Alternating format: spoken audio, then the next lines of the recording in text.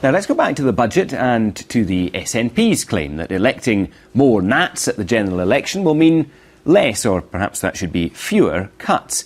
Well, that's what the First Minister Alex Salmond claimed in his leader's speech at the SNP conference in Aviemore. He joins me from there now. What makes you think, Mr Salmond, that you'll be first in the queue to negotiate anything with a future UK government? Well, I think you've got the evidence already, don't you, Glenn? Because on this issue of the Scottish Government and local authority budgets in Scotland next year, you have, over a number of programmes, have had evasion after evasion over the last few weeks, and we've been pressing the issue extremely hard. And it looks like even the Tories are on the run on the issue.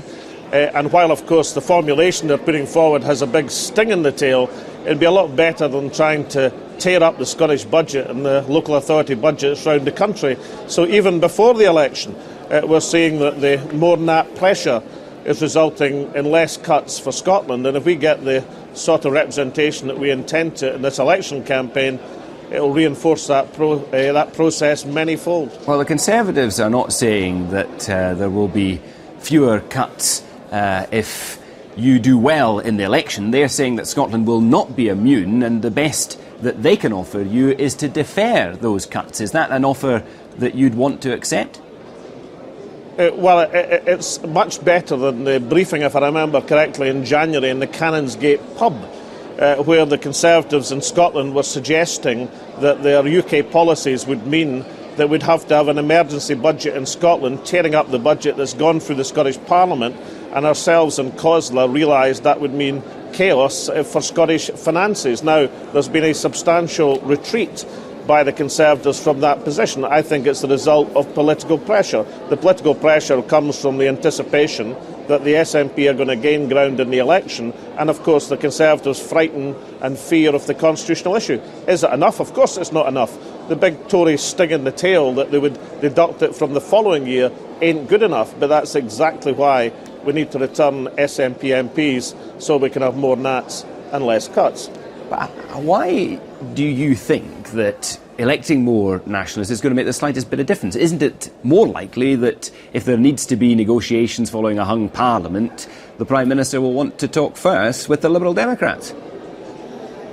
Well, I've got quite a bit of experience of balanced parliaments over the last few years, Glenn, more experience than anyone else in these islands, and I know what can be extracted in that situation.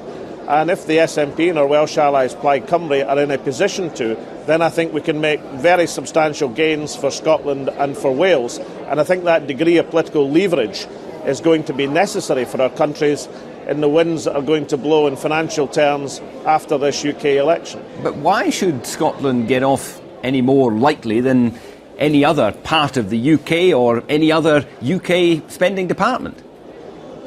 Well, some of the things we'll be arguing, of course, Glenn, would apply to everyone. I mean, we think, for example, it's entirely wrong not to have a fiscal stimulus planned in the UK economy this coming year.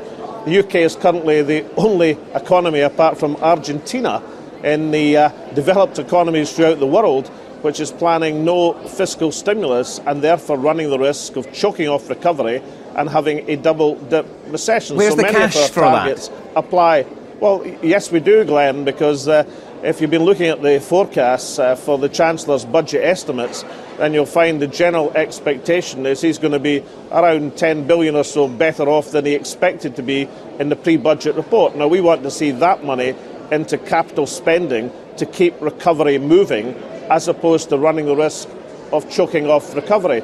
But as far as Scotland is concerned, Glenn, I think it's entirely reasonable when we start talking about fuel prices, for example, as you were earlier in this programme, when the Chancellor is looking at a cascade of additional revenues flooding in from the North Sea, that Scotland is not penalised by having the highest fuel prices in the country and indeed the highest fuel prices in Europe. So again, how should something entirely reasonable to argue from a Scottish perspective. How should he bring down the deficit? What would you suggest?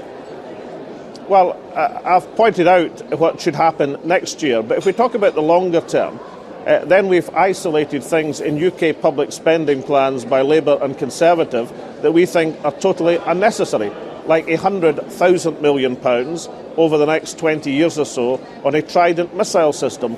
let's get rid of that. Or the £5,000 million they intend to spend building a deep repository for nuclear waste. Let's get rid of that. But you're not suggesting, are you, First Minister, you're not suggesting that somehow we can avoid a general cut in the budgets for just about everything? Well, what I'm suggesting is if there's pressure from members of Parliament to say two things. Firstly, let's get the economy moving next year and not risk a double-dip recession. Then you obviate the risk of cutting yourself into recession. You can't cut yourself out of recession, but you can cut yourself into a continuing recession. And secondly, in tight economic times, doesn't it make it all the more important that you spend money on the things that matter, like health and education, and don't waste £100 billion on things that are unnecessary and don't matter, like Trident submarines dumped in the River Clyde? That seems to me a coherent programme which will carry a lot of support in Scotland and indeed will incur a lot of admiration from people south of the border as well. Well, you say you're going to protect the likes of health, but doesn't that mean down the line there are going to have to be much more severe cuts to other budgets like justice? Well, can I point out to you, Glenn, that the reason the UK is facing this horrendous public sector deficit is because of the recession. It's because of allowing the economy to dip by 6%. Probably the biggest dip across the developed world. That's what's causing the recession. That's not caused by having inflated public spending. It's caused by a recession taking output and revenue out of the economy. If you want to get out of the worst of that recession, then you must avoid a prolonged, deep decline in economic activity. The way you do that is by having the same sort of economic stimulus package that every other country in the developed world has planned for next year. And therefore, our argument, at least, is totally coherent. We're trying to make sure the economy comes out of recession in the short term and not having the wastage of billions of pounds and unnecessary expenditure on things like Trident or ID cards or deep storage receptacles for nuclear waste in the medium term. All right, you haven't told us what you would cut or where your cuts would fall.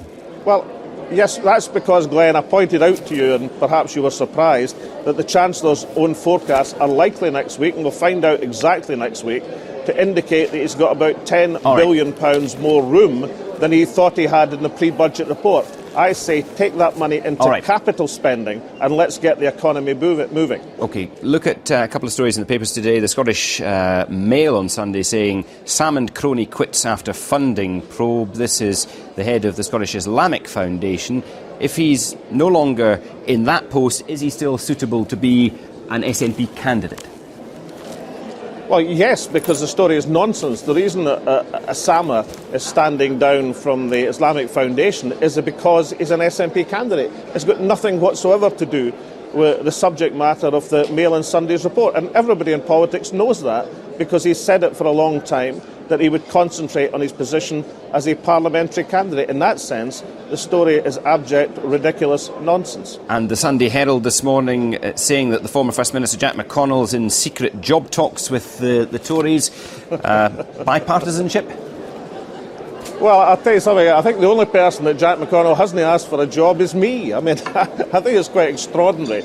I would say that Jack's timing on this issue, I'm not perhaps surprised by the fact he wants to continue his employment, but I'd have thought his timing is severely embarrassing for his political friends and colleagues that he's talking to the Tories at this juncture to make sure he saves his job, while many other folk in Scotland are looking to the SNP to save theirs. First Minister Alex Salmond, thank you very much indeed. That's all from today. We'll see you again next week. But remember, you can watch again on the iPad. Bye-bye.